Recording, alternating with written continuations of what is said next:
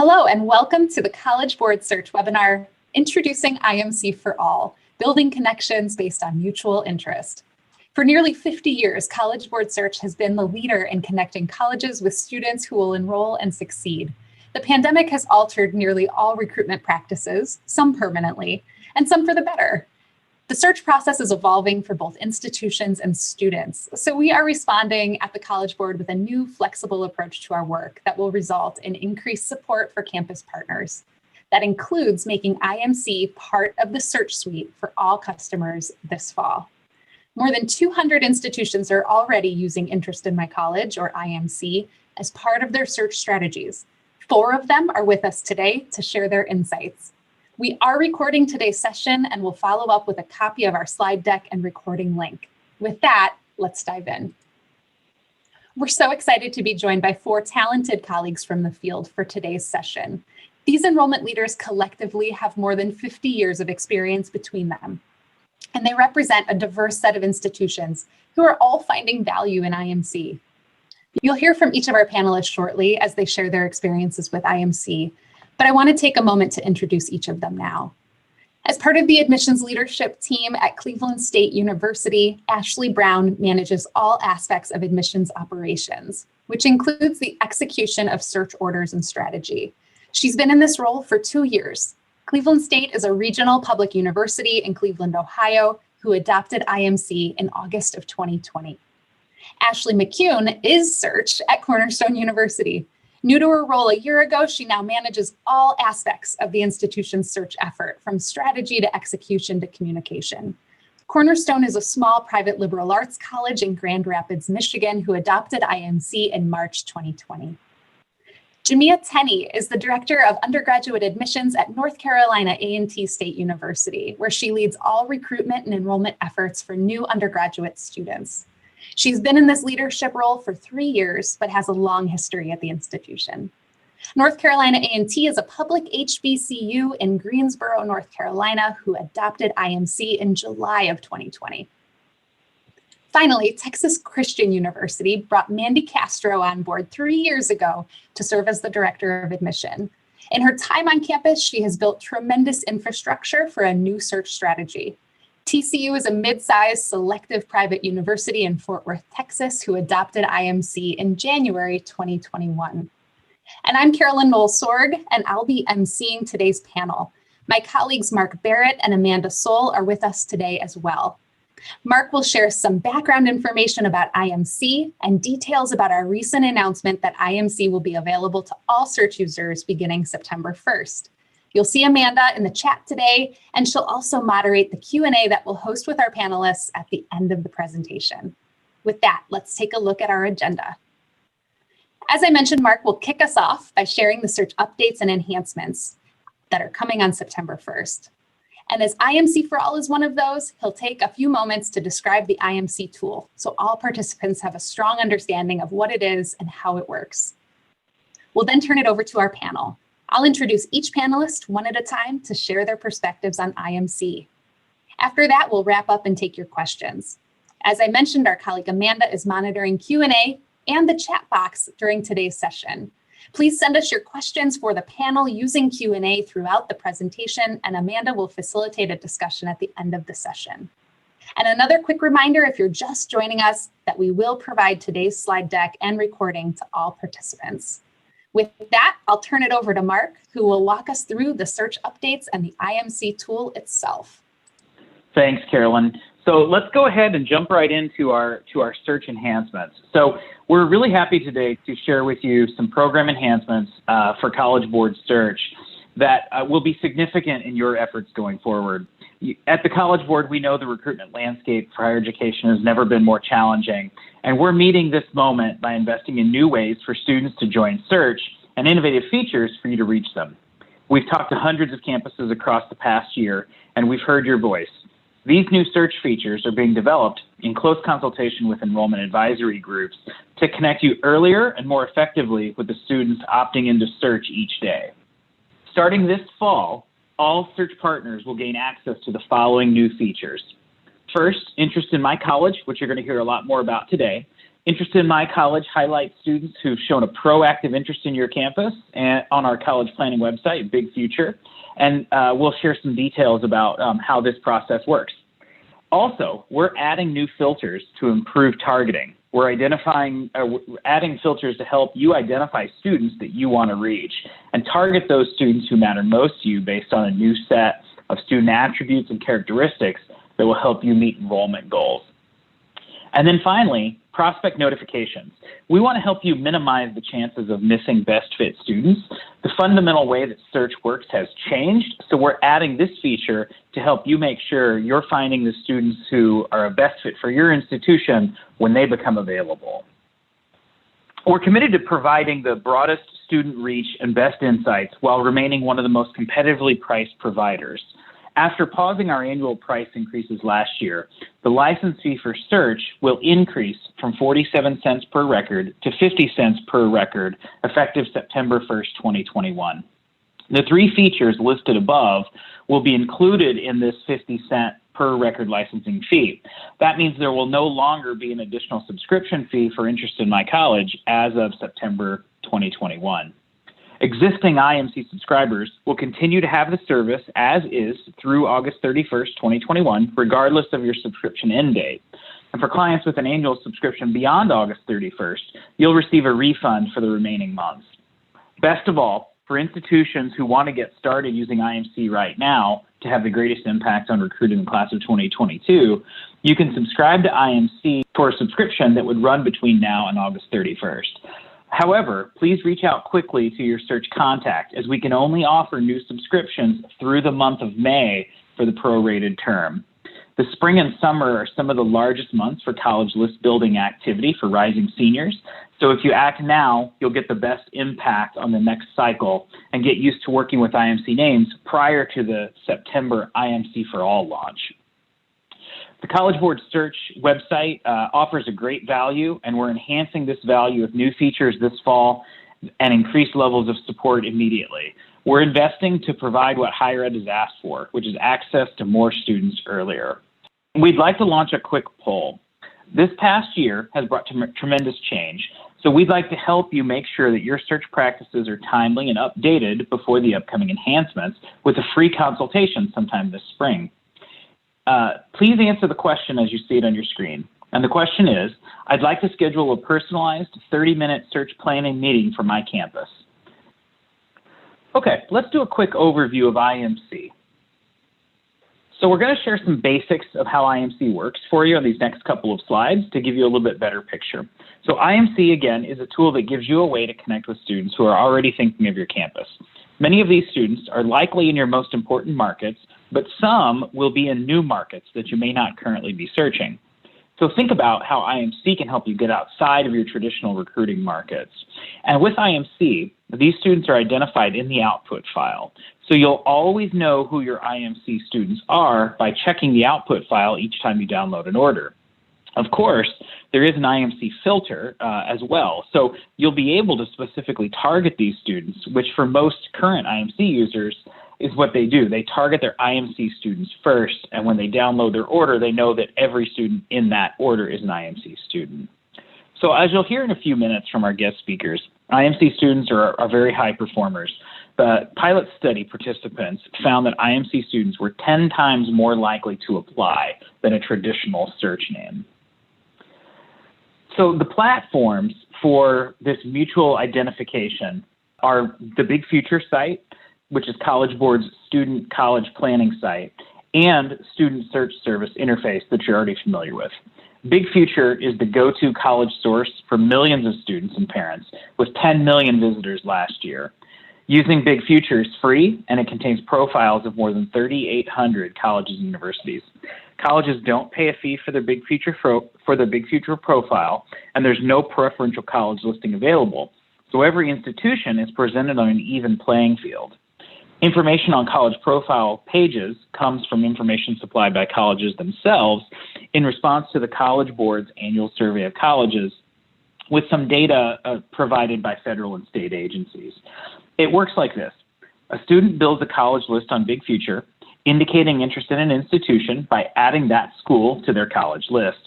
An institution goes into search and uses the IMC filter to find that student, all the while having confidence that that student is in fact a good fit. The institution search user can apply other filters as well, such as score band, self-reported GPA, or others to ensure that the student is a good fit for their campus. The institution receives and communicates with that student as an inquiry, and the student then is deduplicated from all future search orders, enabling the institution to go back to search and look for more students who have listed their institution since their previous orders. So it's really important for those of you on this call today to understand that the list building by students is an ongoing process, and we've seen very strong growth recently in student list building. In the top chart, we show the growth in new list builders since February 1st. The top line that you see increasing the most is the 2022 class. Over 100,000 students have been added to search in the past couple of months who have a college list in the 2022 class alone, and other cohorts are also increasing. On the bottom chart, you can see total list builders by cohort compared to where the size of the list builder pool was last year. For example, in the junior class or 2022 grads, you can see that 363,000 students have a college list compared to 263,000 this time last year for the class of 2021. So the number of students available is far surpassing last year by comparison, showing that students are actively using the list building tool in Big Future. Mark, thanks so much for that description of our search enhancements and updates and the IMC tool itself. Let's now turn to our panelists and hear their stories of their practices with IMC to date. Our first panelist is Ashley Brown, Assistant Director of Admissions at Cleveland State University. I'll turn it over to Ashley now, first to introduce you to her university and then to talk about her work with IMC. Ashley? Hi, everyone. As Carolyn said, my name is Ashley Brown and I work at Cleveland State University. I'm happy to be with you guys today on this webinar. Just to provide you a little bit of background about Cleveland State, we are an urban public institution with nearly 16,000 students and more than 175 academic programs. Our mission includes providing upward mobility for students and conducting impactful research.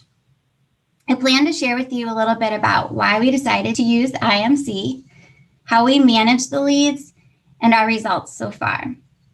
We have been using IMC since August of 2020. We decided to use this tool because we recognized its potential to help us achieve some recruitment goals, specifically supplementing our inquiry pool, identifying potential new markets, and avoiding missed opportunities with potential students. Around the time we started IMC, we would have traditionally been in the middle of or planning for our fall travel season, and also hosting our large fall visit days. As we all know, that looks very different in 2020 from previous years, which has caused some concern around healthy inquiry pool. The way that IMC works is it allows institutions to connect directly with students who have a genuine interest in their university. We understand that there's no paid advertising to influence students as they're creating their list in Big Futures, which was a big factor in our decision to use the tool. We also understood that on average, students were only adding about 5 to 6 schools to their list. So those who added us were probably had a significant interest in attending CSU. It also seemed like a smart, budget-friendly way to identify potential new markets and niche programs. We're still able to use all the same search filters we used before in College Board Search, but we can broaden our search with the understanding that we're only getting names of students who have raised their hand and added CSU to their list. The tool also allows for peace of mind knowing we are not missing potential students who would have been interested in CSU because they didn't fall into our traditional search parameters. For example, we may not traditionally license names from a specific state, but with IMC, we can broaden our search and parameters and meet students who have an expressed interest in connecting with us. So that's a little bit about why we chose to use the tool. As for how we've managed our IMC leads, we treat our IMC names as inquiries and funnel them directly into our inquiry pool. The first email the student receives thanks them for their interest in Cleveland State and lets them know that we're reaching out specifically because they added us to their Big Futures college list and we'd like to help them in their college planning. We try to download weekly our IMC names and respond quickly to them. There's an option to set up a standing order, which is convenient if you choose to use that, because we want to make sure that we're being in touch with students quickly after they've added or expressed interest in us. I'd also recommend reaching out to your College Board contact regularly to get a list of College Board IDs for potential students you've already licensed that have added your school to their Big Futures list since then. This will allow you to convert them to inquiries and manage them appropriately. To date, we're very pleased with how our names from IMC have performed.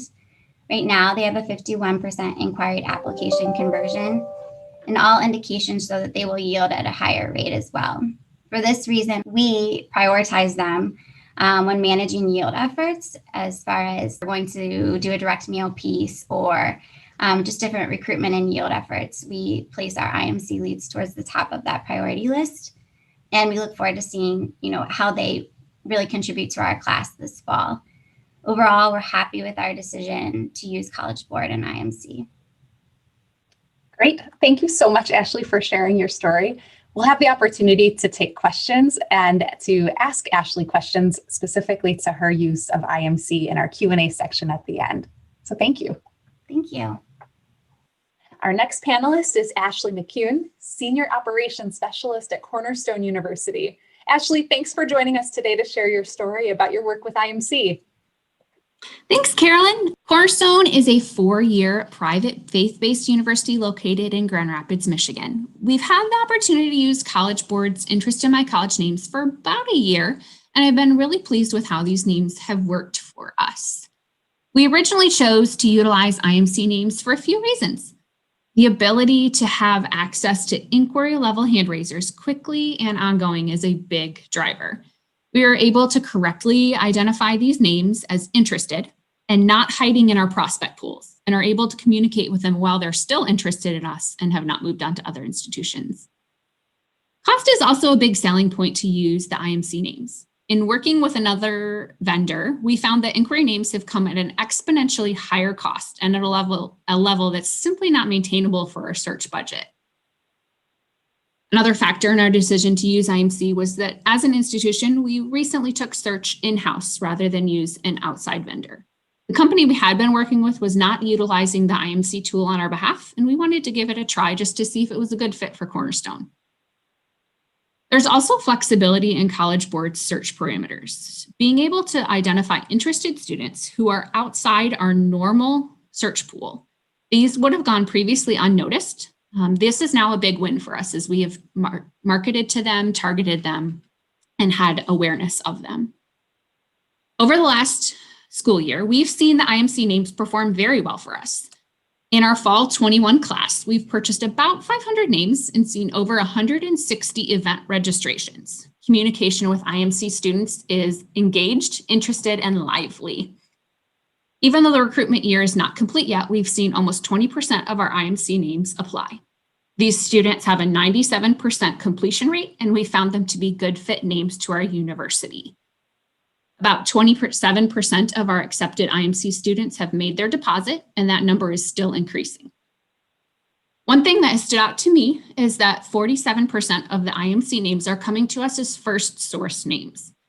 As we've recently made this transition to in-house search, we expect and anticipate that 47% to increase rapidly moving forward for fall 22 and beyond.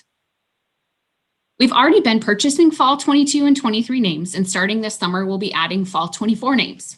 As we roll out our application this spring to those fall 22 students, we are targeting a campaign and common plan to this group of students specifically. Some advice for you if you're utilizing IMC names or have questions. Definitely talk with your College Board search representative. We have received a lot of actionable, relevant, and insightful help that has helped guide our search process. Explore using the standing order option to automatically grab these IMC names after bigger data loads, and do some standalone orders to catch any students that raise their hand between orders. You'll want to buy these names early and often and get them into your funnel. Create a way to identify these IMC names in your database or CRM to track and analyze them. And it is helpful to take the time to train your admissions staff on what IMC names represent. If students are raising their hand and expressing an active interest in your institution, don't miss the opportunity to strike while they're paying attention to your school. And lastly, look into developing communication channels that are specifically targeting IMC names. Not only have we been pleased with the IMC names we've received, this search function has moved to the top priority in our list of search purchases. Thank you so much, Ashley, for sharing your insights. These are such valuable learnings that I know are helpful to participants in today's session, thinking about how to get started with and make the most of this tool. The top thing I take away from your data is that when IMC students reach the application stage, you have a great shot at admitting and enrolling them. So for our participants here today, please feel free and very welcome to direct any questions you have for Ashley to us using the Q&A box, and we'll address those questions at the end of the presentation. So thanks, Ashley. Next up is Jamia Tenney, Director of the Office of Undergraduate Admissions at North Carolina A&T State University. When Jamia first shared her recent IMC campaign results with me, I knew we needed to invite her to share her story with all of you today. Jamia, I'll turn it over to you to introduce our colleagues on this call to North Carolina A&T and to your work with IMC. Thank you so much. Greetings, colleagues. So delighted to be with you today on this session to talk about IMC. Again, my name is Jamia Tenney. I am from North Carolina A&T State University. To give a little context from the institution that I have attended, as well as I am a member of currently. North Carolina A&T is a doctoral research institution. We're located in Greensboro, North Carolina, which is the third largest city in North Carolina. We are the largest historically Black college and university in the nation, boasting about 12,753 students to be exact. We are third in the University of North Carolina system for research funding dollars and nationally recognized for excellence in STEM. I thought it was important to give context to who we are. It'll help guide the conversation of how we were able to use IMC to benefit us even during a pandemic. One of the things very early on we looked at as we began to navigate the pandemic was the large number of testings that were canceled, and that would result in the interest level of students being unidentified in the way. I was introduced to IMC through one of my College Board colleagues who talked to me about the importance of using this tool and how it could help me to really hone in on students who were directly raising their hand with interest to North Carolina A&T. Subsequently, following that, we received a contract and signed an agreement with the College Board to have access to IMC names. Interestingly enough, now that's not going to be the process, and all of you will get access to that very soon. And so I can do my first plug to encourage you that once you get that access, make sure to use it. But for us, our purposes for IMC was to target that specific population of students who had raised their hand with specific messaging that furthered our relationship with those students. So we wanted to acknowledge that we knew they were interested in North Carolina A&T, and then B, also provide more information about the opportunities that we could provide. So we partner with our recruitment marketing firm to provide campaigns to these students. First, a general search campaign that you may find, whether you're targeting high school seniors or juniors or sophomores or whatever, maybe transfer students in other regards. And so we did a simple search campaign. But we also developed an application generation campaign that really moves students faster through that process. So once we identify who they are, we know you know a little bit about A&T. We know that you're probably ready to move in the application process. So we want to create a campaign that generally guides you through that process. And as you can see, one of the things that we were quickly surprised about was the response rate to the campaign. Our search campaign received a 64% response rate from students. That was phenomenal in taking that first step in that group of students. We quickly learned that, these students really are interested. But then also you see on our app generation campaign that we had a 77% campaign response. That was outstanding. We could not have asked for more. Many of you have probably been in the industry for time. Oftentimes, you may do full search campaigns that may yield less than 50% response rate, just based on where you are in the cycle, just based on the types of names that you purchase, because oftentimes the names that we purchase are students who have similar interests that relate to majors that we have, or maybe from locations, but we're really not clear on if they're actually interested in our institution. And so by targeting these students that we knew were interested, we saw that result from the campaign interest that we really had tapped into a group that will be able to yield some results for us. So what will we do going forward with this particular campaign? Our advice, and this is what I really, really highly suggest. Here's my second plug. When that information becomes available to you, if you don't already have IMC access, please take advantage of it. But also be strategic in your target communication to these populations. Know that you're talking to students who've already raised their hand. So you already know that they have some level of introduction to the university. So find ways to expound on what they already know. Quickly identify what their interests are. Use those interests to develop future communications and opportunities that they can get connected with the community. And so that you can see quick yield and results as you move them down the enrollment funnel. And then check back often. Make sure that, students are often raising their hands. So check back for those contacts as you move through the year. I know many of us run multiple campaigns and multiple communication tracks throughout our cycles.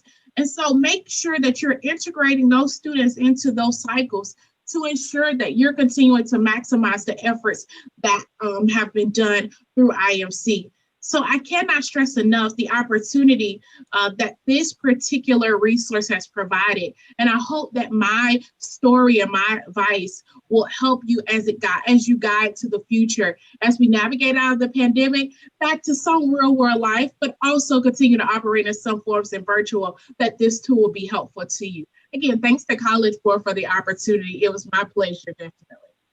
Well, Jamia, thank you so much for being here today and sharing your experience with IMC. This is such a great tool for HBCUs, and I'm so glad to see the success you've had. And as a reminder, before we introduce our last panelist, you are invited to share questions for Jamia via Q&A, and our colleague Amanda will collect those and include them in our discussion at the end. Last, I'd like to introduce Mandy Castro, Director of Admission at TCU. Mandy, we're so happy you could join us today to tell us about TCU and how IMC has supported your work so far. Thanks so much for being here. Thank you. A little bit about Texas Christian University. We are a private four-year institution in the Big 12. We've got this really unique space where we are situated in a large conference, and we are the smallest of the schools associated with it. So we do have that big school environment and the feel of all of the excitement around a big school, but we do give the students the personalized attention that they deserve. I know that we all have a special niche in the market, and this is the one that TCU occupies. Our students typically find us because they're drawn to the big school spirit. They're looking for elevated academics. So they're looking to find not only the foundation that will build into their experience in the educational sector, but also how to connect that to what's next, be it post-grad work or employment. The other way that students find TCU and really connect with us is the deep care that we provide. So students will identify us based on these factors, and then we also try to wrap them in all of our resources to help ensure that they have the best college experience. So as we look for the students to fill TCU's incoming classes, just like you, we're trying to dive through all of the data and find out who's the best fit for our institutions. We all have information on our target markets and the ones that have historically performed well for us, which is outstanding. If you're also looking for the engagement levels of students, you're looking for how they can matriculate into your funnel and ultimately into your school. So Obviously, in the past year, this has posed lots of challenges for us. And when College Board reached out and said, hey, we've got our hand raisers if you're interested in them, this is something that I jumped at the chance to import into our system just so we could maybe communicate with them differently. So in full disclosure, we have only been a partner with IMC just since January. So this is a fresh, new way of us looking at our information in our system. We've been able to import these inquiries since they are self-identifying as adding TCU to their college list. We've gone ahead and we've added them to our system, and we've elevated their inquiry status. So instead of just one who has filled out a form or stopped by a virtual college fair, this is one that we engage a little bit more heavily. So since we started in January, we've seen some really cool results. And interestingly, the students who have been tagged in our system as IMC names have completed applications at 92.5%. So the conversion on those was quite nice for the ones that were coming through our system. We admitted 83% of those students, and yield is shifting on a day-to-day basis right now. But as of the creation of this slide, 8.3% yield on those names. Now, it's a small N right now, but we can definitely see that the future funnel has many more students who have already identified TCU. I don't know if this is a function of them finding us in big futures, or if it's something that's intentional from College Board that's driving them to research their colleges and add them into it. Either way, we're grateful to have them in our system. So we can monitor them through the funnel. And I put in there, although these are strong weight for 2022, and that's precisely why we're excited to see what we can do with them. So one of the things that we do is we message students based on psychographic information. And as we start to see these students and the ones that are in our system right now, they've responded well when we've messaged them as if we're already friends. They've already known a little bit about us, and we're bringing them deeper into our funnel, and they're identifying with one of those factors that I mentioned in the beginning, either the spirit or the deep level of care or the academics that are really competitive. They're the go-getters. So as we do that, we've seen that kind of in a Venn diagram, that sweet spot of the conversion rate on those. So we're excited to see what the rest of the funnel will do, and we're working on the message crafting and things for the early outreach so that we're getting in front of these students even sooner. I'm personally interested in how these students perform through the life cycle. So did I just happen to capture these in January when they were already engaged with TCU, or is this a good data source for me to be able to generate new leads and make sure that I'm courting the students through the admission process. On the nuts and bolts side, which is always interesting to us, we found that we were able to do some elevated interest based on our algorithms in-house, and I mentioned that right at the beginning. But getting the names into your system and preparing your system for them is going to be highly important. So if you use a third-party vendor, I would suggest making sure that before you enter to add these to your system, make sure that they're mapping in a College Board ID and make sure that they're doing it correctly for an accurate match. So some of them might convert it to their own identifier, or they might say, oh, I'll handle this for you, and you never see the College Board ID, and you might not even have a first source list on the students who are coming into your system. So that doesn't help you if you're trying to match on a College Board ID. So if you source them directly from College Board, just make sure that your system is ready for a custom College Board ID field. I know that many of us may just upload data sets and we don't think a lot through what that could mean in the long run, but ultimately if we're trying to add information to a student's file, you want to make sure that there's a field to match on.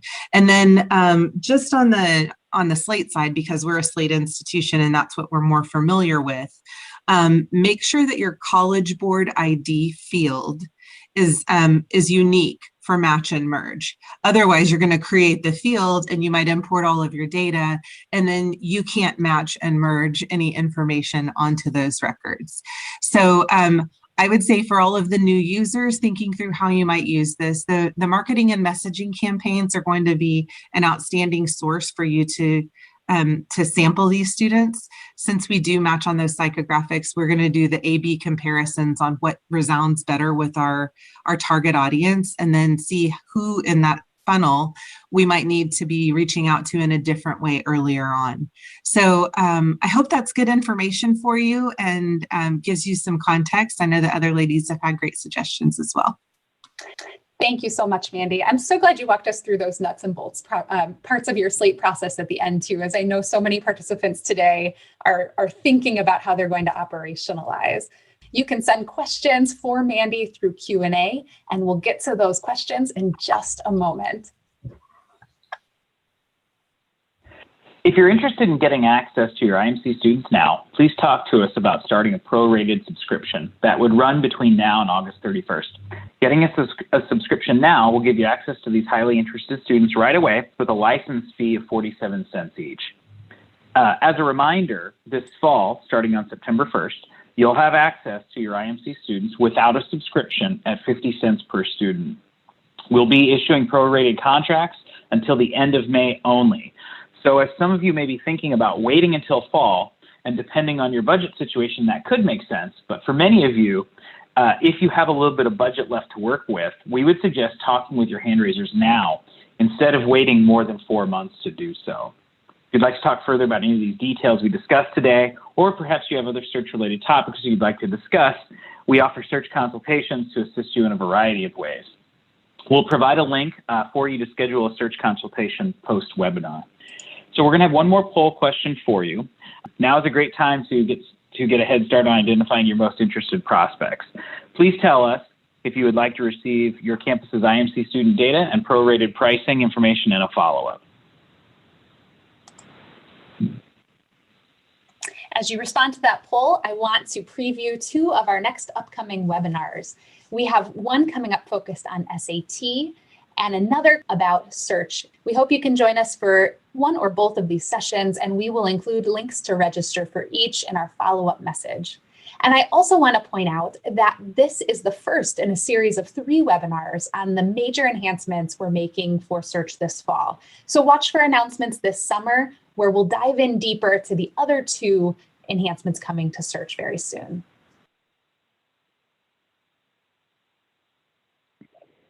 Thank you so much, Mark and Carolyn, and thank you most of all to all of our panelists.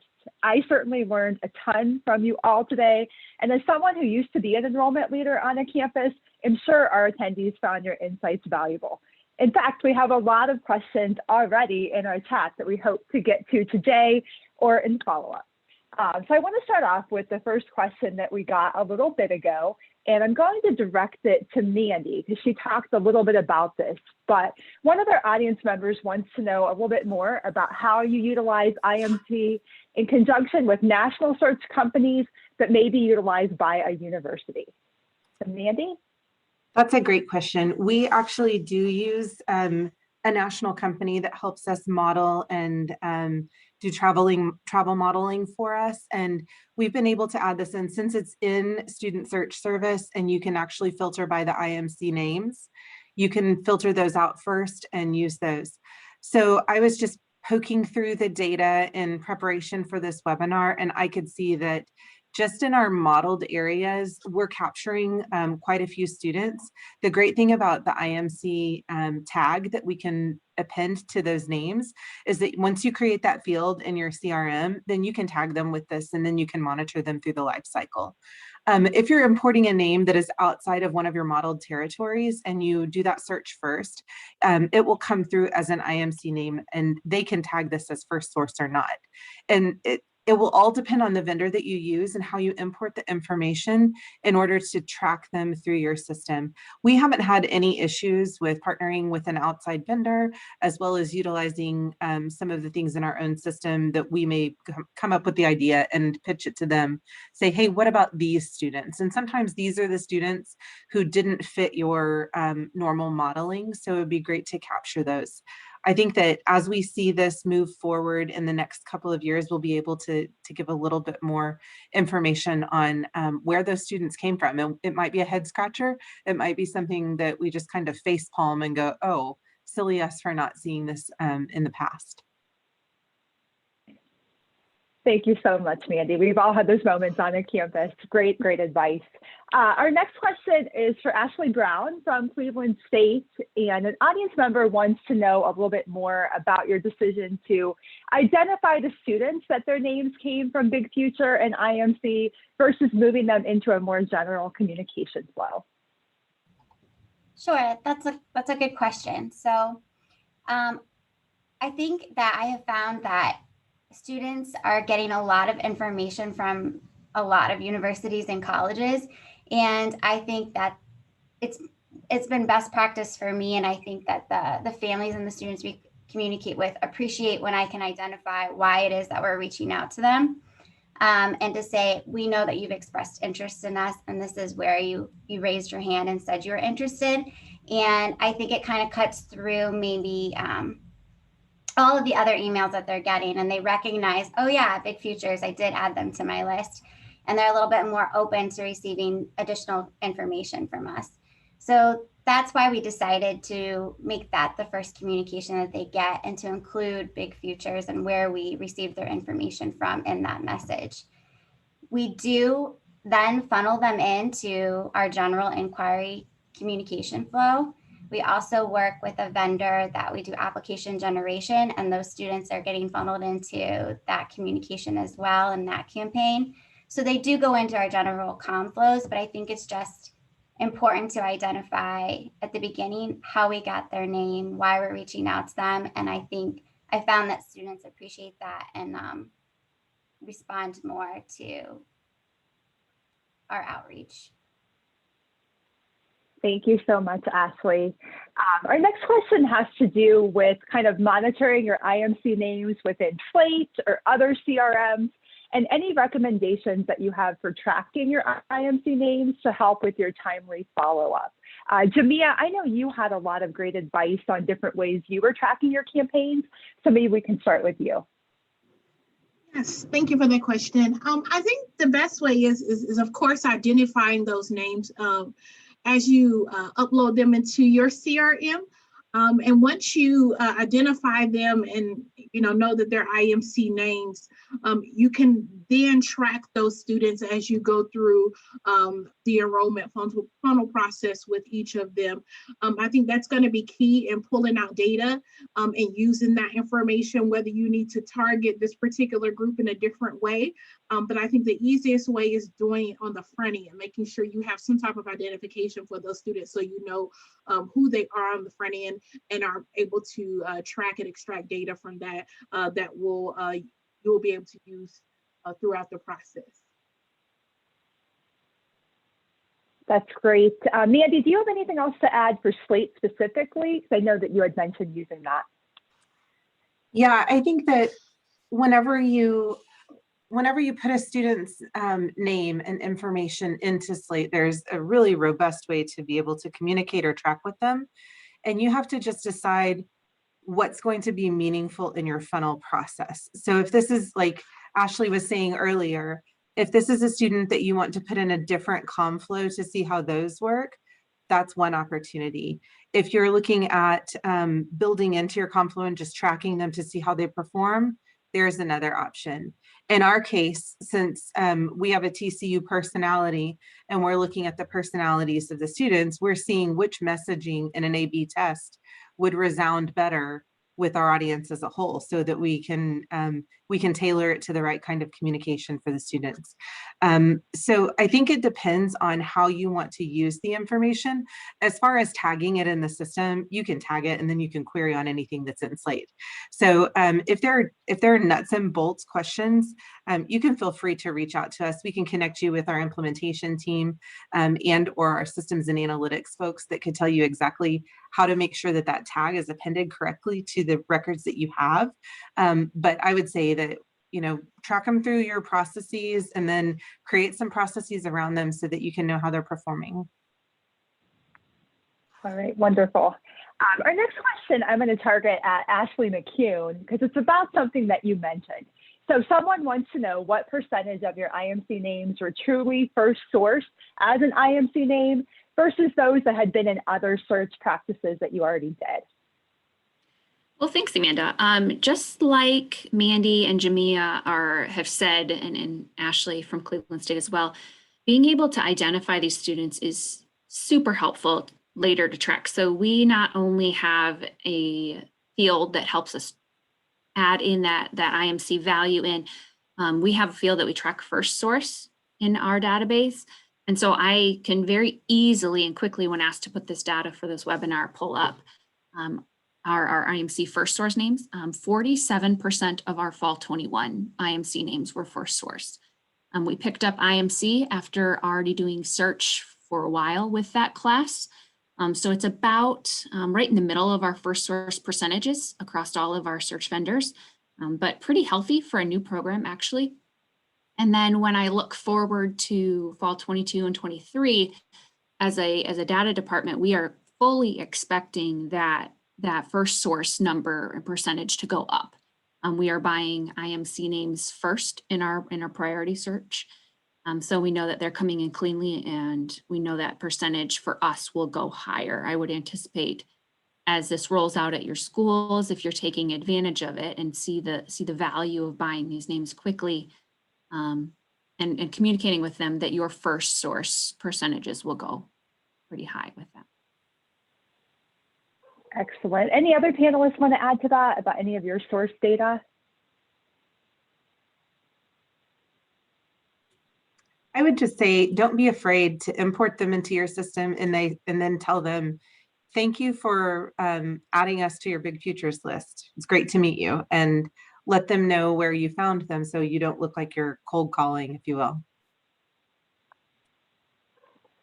That's great advice.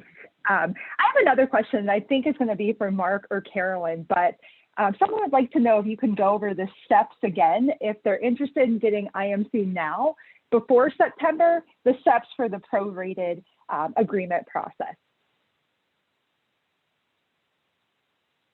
Yeah, I'll be happy to take that. So the process would be to reach out to your College Board representative, or Carolyn, Amanda, or I, and we will help you get started. We're offering prorated subscriptions through the end of May. Starting on June 1st, we're not going to be able to offer those anymore. So if you want to get started soon, contact us. We'll be able to share the exact price with you, as well as how many students you have available in your IMC pool. And I will just share that we've had a pretty good amount of interest from campuses in the last few months on this, because are definitely starting to focus on 2022 and beyond. And that, of course, that makes sense for everybody. But there are quite a few campuses out there who I think are just not taking any chances, and they're still picking up those 2021 grads, trying to get some last minute applications, which, you know, with the year that it's been for everybody, I think that's probably a wise strategy at this point. So reach out to us. We will work with you as quickly as possible to get you the pricing and let you know some numbers. That's great advice, Mark. And I know one of the other questions I saw in there was, what marketing are we doing to students to get them on Big Future and get them engaged with list building? And it's a ton. So we have a whole K-12 field team working with states, with districts, high schools specifically, that are really working to do that. So I think the summer will be a huge time, particularly for those rising seniors in 2022. So it might be a great thing to get now. I do have another question here that's for Mandy from TCU, but interested to hear more about your segmentation practices with your IMC names. Gosh, that's a loaded question. How much time do we have? We actually will tag our students in our system based on psychographic information, and we'll drop them into either a search campaign or basically where they are in the funnel, whether it's early outreach or senior search, et cetera. We'll take over with different communications at the point of application. And since we're also tracking engagement scores, we're running our algorithms behind the scenes to see how engaged a student is. We poll students regularly. So ask them questions about what their interests are or assess their engagement level with us. And that helps us further refine that. Right now, we're simply tracking the students who have the IMC tag. Given that we've just birthed this into our system in the past few months, really the ones that have been of interest to us are that funnel from our senior year, the students who will be incoming freshmen this coming year. So there's quite a bit of segmentation. Right now, the engagement looks pretty high, and just looking forward, I see that there are several thousand students just in the upcoming classes that will be interested in TCU that we're going to drop into the system very soon. So I don't know if that fully answers your question. If there's more that I need to talk about offline, I'm free to do that. Thanks, Mandy, and thanks for being willing to follow up too. So it looks like actually that may be a good stopping point for us. We really thank everyone for coming, and we are going to be in touch with you very soon. Take care. Bye-bye.